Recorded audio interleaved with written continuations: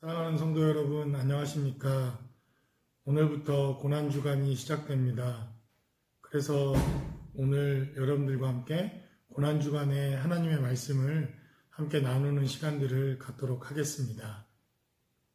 특별히 생명의 삶에 기록되어져 있는 고난주간 마태복음 12장 1절로 12절까지 기록되어져 있는 말씀입니다.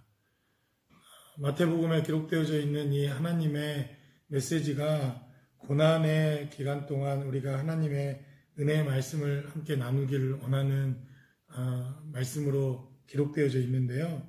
오늘 기록된 말씀을 살펴보면 그 농부에게 소출 얼마를 받으려고 한 종을 보냈지만 그 종을 심히 잡아 때리고 거저 보냈다. 성경은 이렇게 기록되어 있습니다.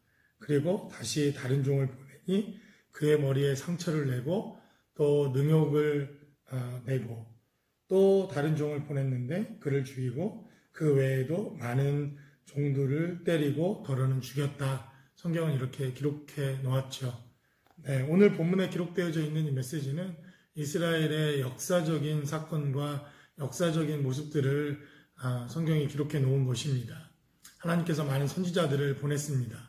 선지자들과 대제사장들과 왕과 하나님의 사람들을 보냈지만 구약 성경에 기록되어져 있는 메시지를 살펴보면 이들은 하나님의 말씀을 순종하고 그 말씀을 따르기보다는 오히려 그들을 능욕하고 그들을 저주하고 그들이 가지고 있는 율법을 가지고 선지자들을 대적하고 결국 하나님을 대적하는 이러한 일들이 일어나게 되었다는 것이죠.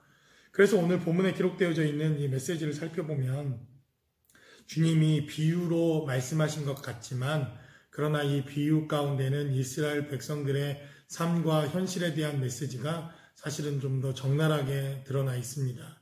그래서 이 비유가 그 당시에도 그 시대를 살아가는 사람들에게도 비유처럼 기록되어져서 비유의 메시지로 기록되어져 있지만 현실의 메시지가 반영되어 있는 것처럼 성경에 기록되어져 있는 비유가 비유처럼 기록되어져 있지만 그러나 이 시대의 현실에 반영될 수 있는 것은 바로 주님께서 그 비유를 통해서 현 시대에 필요한 메시지와 하나님의 말씀을 전하셨다는 것입니다.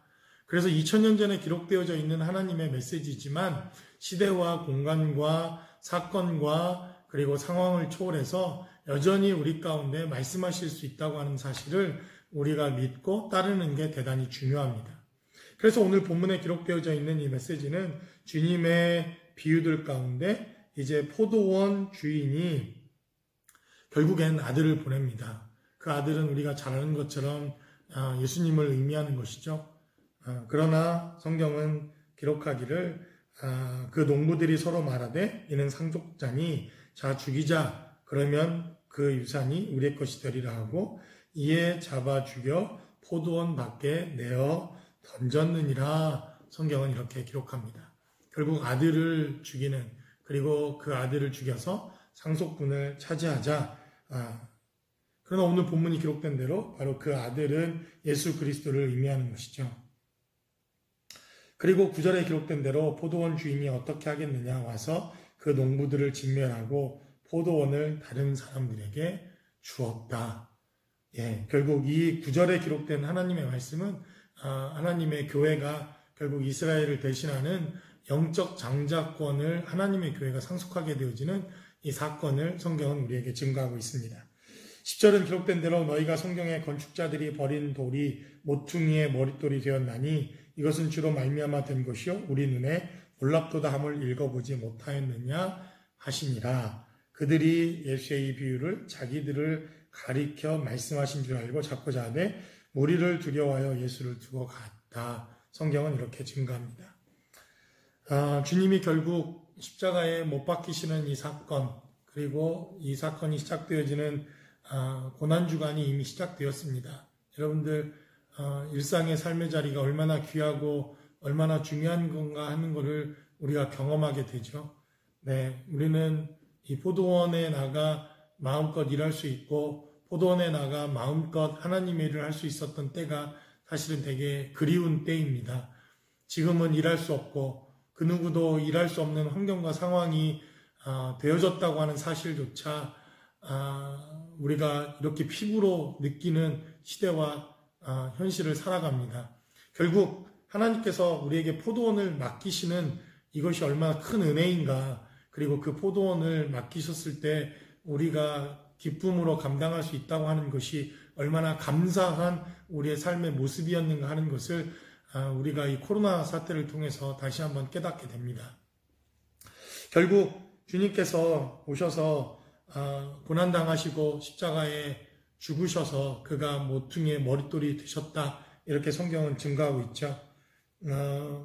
우리에게 주어진 이 포도원, 그리고 우리에게 맡겨진 이 삶의 현장을 우리가 잘 경영하고 다스리는 것, 이것이 어쩌면 고난주간을 맞이해서 우리가 고난의 주님에 동참할 수 있는, 그리고 그 고난을 의미 있게 우리가 살아낼 수 있는 대단히 중요한 메시지라고 생각되어집니다.